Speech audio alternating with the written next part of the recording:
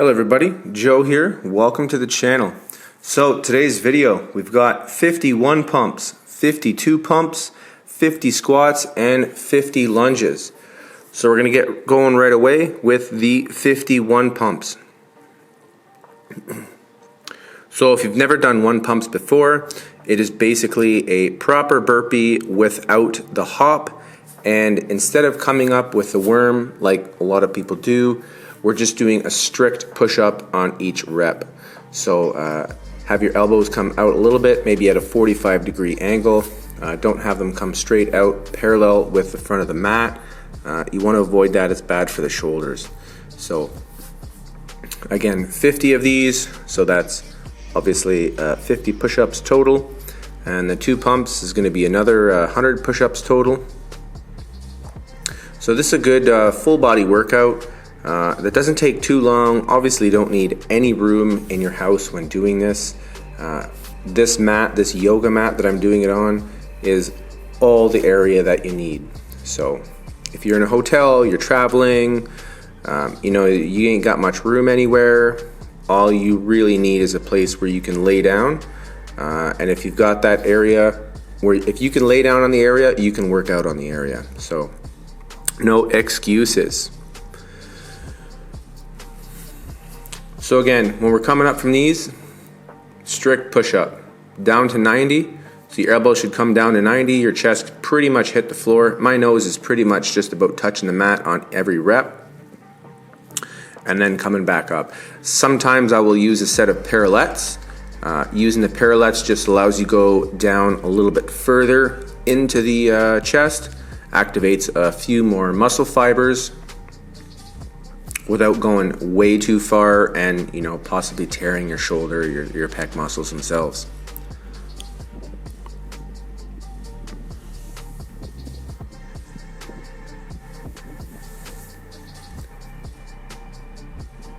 So if I'm doing 51 pumps and I'm just doing 51 pumps and I'm doing them for time, I could probably do 51 pumps in about 2.5 minutes. But if you're doing it with other exercises in a sequence, and you want to do 15-20 minutes, you're obviously not going to be able to maintain that pace. So do them at a pace that you feel comfortable at. If what I'm doing here is too fast, then slow it down. If what I'm doing here is too slow, then yeah, speed it up. But what you don't want to do is, do the first 15 or 20, because I've done these with friends that are not really familiar with the whole burpee scene. And the first 15 or 20, they're doing real good. They're all excited, thinking, yeah, I'm gonna be faster than Joe, whatnot. So they get about 15 in, 20 in, and then as soon as they hit 25 or so, they are dying. And then it's usually a struggle for them to do the last 5 or 10 or 20 reps. So I found people that don't do burpees, as soon as they get past 25, it's pretty painful for them. So just learn to pace yourself and you'll be able to do hundreds without issue.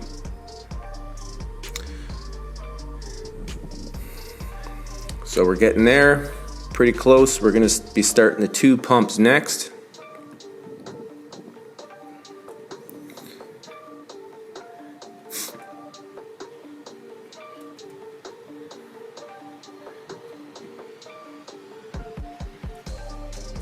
I like admiring my deck now that I stained it, so it looks much better. Much better than it was. The house is 2 years old, so the deck's 2 years old, so it deserved a little bit of stain. Looks much better now because of that.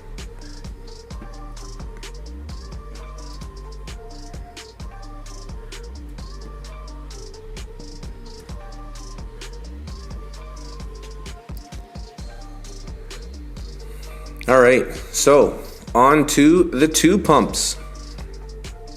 These are going to be a little slower, obviously. Oh, that's alright. Again, strict push-ups, each rep. Down to your 90, down to your chest, to your nose hits the ground, all the way up. There's 2 reps right there. Only 48 to go. So yeah, again, this workout, maybe it's going to take me around 15, 18 minutes or something like that. This is going to be one of my workouts. I'm going to do basically 2 or 3 more like this. If it's a day that I'm doing my abs and my glutes, I generally work my abs and my glutes every other day or every 3 days. I believe solely in ensuring that your core strength, and I shouldn't say I'm working my abs, I should say I work my core, because the workouts I do, it's not like I'm laying and doing a whole bunch of crunches or bicycles or anything like that at all. The ab workouts I do, the core workouts I do are pretty intense by themselves. I've done them with friends that are in fairly good shape, and the next day they usually tell me that their abs are completely wrecked. You know, the sides, their obliques, they're like, oh my God, my hip flexors and everything, they're just destroyed today. I've never felt this bad after a core workout. So keep changing it up. And glutes, I thoroughly believe in also working your glutes every few days, especially, you know, guys tend to not work your glute muscles. You always see the women in the gym working the glutes. However, working your glutes directly helps your lower back. I mean, your glutes support your back. They support pretty much most things on your body. And before I was doing glute specific exercises, I did have some back problems, some low back, some sciatic problems and stuff like that. So after working glute and just glutes, you know, like individual butt cheeks and stuff like that, at the end of the workout, whatever you do, you go to walk upstairs or whatever, you're going to feel just more stable, more secure. So definitely work your glutes. If anyone's ever gone to physiotherapy, guys typically have weak glutes, or their glutes just aren't activating when they're working out. They don't know how to activate them. So your quads, like your quadriceps, your hamstrings and all that will kind of overtake your glutes, and your gluteus maximus and minimus, they won't fire. So ensure you work your glutes as well.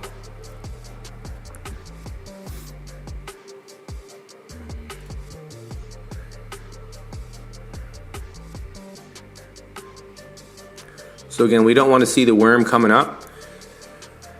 If you're really struggling with the push-ups, just slow them down. You know, if I'm doing 52 pumps, maybe try to aim for 20 or 25 2 pumps, depending on your fitness level. If the 2 pumps are too easy for you and I'm going way too slow, maybe you want to do a Navy SEAL or something, or, you know, layered bodybuilders. You could do a 2-layer bodybuilder. Layered bodybuilders are fantastic. After doing hundreds of bodybuilders in a session, you'll definitely notice that your lower core, your lower abs will be sore the next day.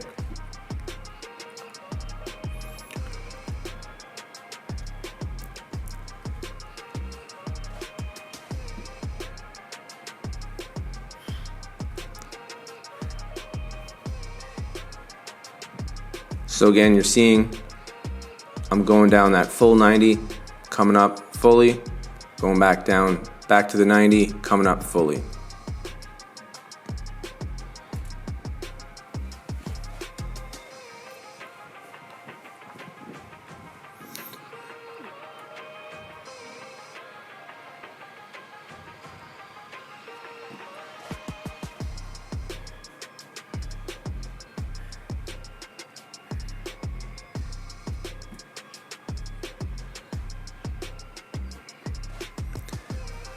Also, you know, don't forget, people can work out as much as they want. And yeah, I've got some friends that say, hey, how do I get a 6-pack? Or how do I, you know, get my chest bigger? Or how do I do this? How do I do that? In general, you know, you can work out 3-4 hours a day if you want. But if your diet is not in check, you're never going to have the, you know, the kind of more ripped 6-pack abs. Your muscles aren't really going to show much. I get a lot of friends that are always worried about bulking up and stuff like that, and then they're like 30 years old and they're just fat. So that doesn't help you for longevity. You know, I'm well over 40 now, and I feel great. I feel, you know, it's pretty much the best shape of my life. So, and I look at other 41-year-olds and I think, Jesus, man, the guy looks like he's 60 or 70, or he's got that typical dad bod. So make sure that your diet is in check. I completely believe that if you're gonna only do one thing, you're only gonna eat right, or you're only gonna work out, it is more important to eat healthy and maybe not work out than to work out and eat junk food all the time.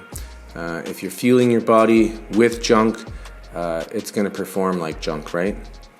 So lots of plants. I'm pretty much a plant-based lifestyle. I'd say I probably eat more vegetables in a day than most people do in a week. Or for that matter, I probably eat more vegetables in a day than some people do in a month, which is pretty sad. Yeah, fresh veggies, I try to get them from the market. All my proteins come from oats, chia, lentils, beans, chickpeas. I do eat eggs and stuff, but I no longer buy meat at my house. Usually I only eat meat if I'm going to a friend's house or I'm going for dinner and I want a burger or something, but otherwise it's all plant proteins.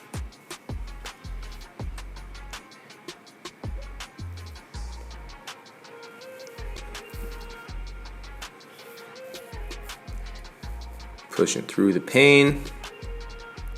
Cardio, 2 pumps are amazing. 1 pump's not much of a chest workout for me. I can do 1 pumps pretty quick, but yeah, I don't really feel it in the chest too much. When you get into 2 pumps or 3 pumps, then it becomes more of a chest workout, a little bit less of a cardio.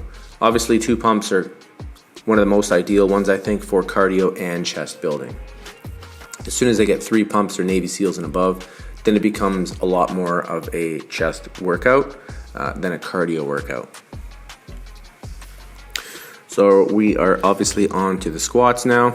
I'm just doing it from a couple different angles here so you can see where my knees are in that. So, and as you can see, my knees do not go far over my toes. Definitely avoid that. Basically look like you're trying to sit on a toilet seat. So your butt goes back and down. I'm trying to come basically parallel to the ground.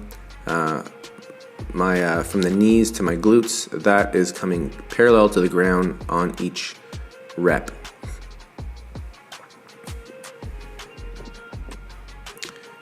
And as you can see, my knees are staying. My knees are stable, and I'm pushing my knees outwards. So some people, when they're doing their squats, especially if they're like a heavy loaded squat, their knees tend to kind of buckle in a little bit. That is how you completely destroy your knee. So don't do that. Ensure that your knees go out when you're doing that.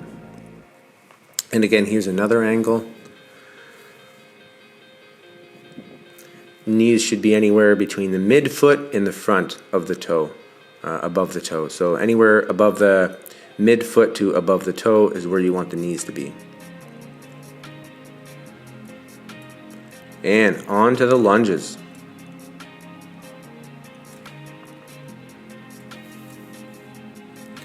"50 lunges, so we're doing 50 lunges total, not 50 lunges per leg. So it would be 25 lunges per leg.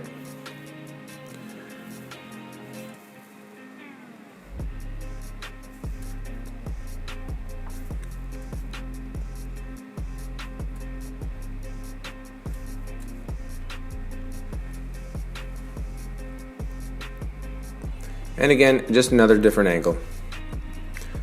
Some people, they'll do kind of a short lunge. This is a bit of a shorter lunge, but this is a good way to start. I'm coming exactly, every time I come down, you can see my knees are basically, they go to 90-degree angles. Sometimes I'll do longer lunges where I'll just stretch out a little bit more. It just works it a little bit different. Or you can even do reverse lunges. If you've got some knee problems, I find that sometimes if my knee is a little sore that day, I find that the rear lunges actually prevent my knees from getting more sore. There you go again. Each leg's basically going to a 90-degree angle. Put a mat or something below your knee so that you're not hammering your knee on concrete or something all the time. It's not very beneficial for your kneecap.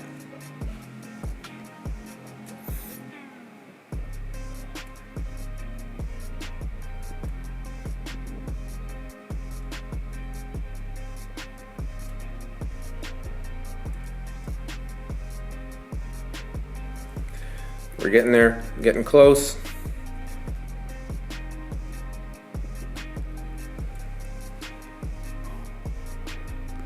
And we are done.